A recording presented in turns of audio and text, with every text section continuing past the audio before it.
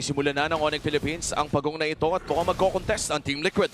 Ngayon, ang Onyx Philippines talaga ang aarangkada at makakuha dito ng advantage. And King Kong will secure the turtle plus a double kill coming in from Kirk. Pero si Brusco naman ang tinatalunan. May flicker upang makatakas. We'll see if eventually TLPH can take over. So far, okay pa naman. Pinatal Licks! Okay.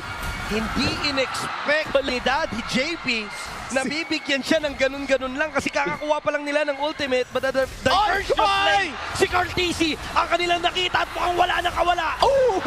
Napakagandang execution na magmumula sa Onyx Philippines. Hindi na pwedeng sabihin na assassin lang ang alam ni King Kong at this point. Another diversion play patungo sa RBM. Naku! Alamata nila na agad si Carl! Napakatindi na paggamit ng diversion play. Tuloy! At walang pagtitipid na nagaganap mula dito sa ating Monster Mage. Pero may counterplay na gagawin dito. TLPH, they'll get a kill onto Super Friends.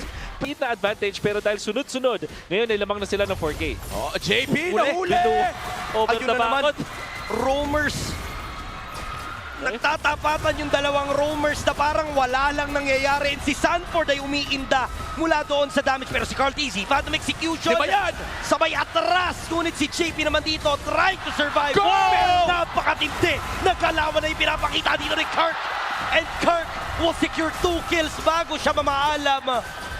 Grabe na ang galawan ng Onyx Philippines. Oh, This time wow! si Cartesi mapapatumba rin.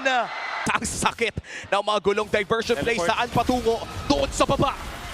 Napakaganda ng diversion play dito para nga talaga makuha lang yung attention Hoy! ng Fatal Links. Huli, dalawa, flicker ni Sanji, gagamitin niya pero hindi na siya makakatakas pa. Unti-unti nang nauubos ang mga miyembro ng Team Liquid Philippines. And mukhang enough itong minion na kasama ng Onyx PH kung pipilit sila pero mukhang hindi papayag ang Team Wow! Liquid na basta-basta na lang matapos. Kay Savera, I mean, that's one thing na commendable naman para sa TLPH. Brusco! Ang dami nga! Ang dami! Dalawang mauhuli niya pero may real world manipulation naman itong si Sanji. But without that real world manipulation, maaari silang uminda. Brusco! JP! Yun na lang ang buhay. May sipa onto Super Friends. At magkakagulo na nga talaga dito sa may bandang gitna. JP sobrang low. Siya'y mabibigyan. Sanford as well. May ipit ata. Pero si Kirk ang sumasalo ng damage. That is gonna be a double kill para sa The GOAT. And mukhang ito na ang tsansa ni Carl Tesi na patunayan kung bakit ito yung hero na nakapangalan sa kanya. Ang maniac para sa The GOAT. And si Brusco na lang ang matitira. 10 segundo para kay Super Prince. Naghahanap bata ng savage ang Team Liquid Philippines pero gusto na nila yung laro. Kapiso ang buhay dito ng minions. Didepensa dito si Brusco. Hindi nakabak pa naman Super Prince. And hindi pa nila matatapos. Carl Tesi makakatakas pa. Pero you can definitely see na inches away na lang din yung TLPH. JP has it. I think kailangan din to ni Sanji eventually. And there's the Uy, goals. uy. Okay. May pinaplano sila within range. Or reposition lang. Reposition. Okay. Basang-basa. Napakaganda. Alam nila na doon magagaling. Pero si Cartesi maaari dito mahuli. Phantom Execution palabas. JP ang mabibigyan. Immortality Pump.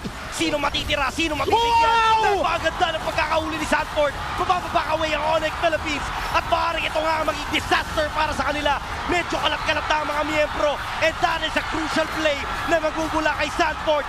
And iniisa-isa na ang mga miyembro ng Onyx Philippines.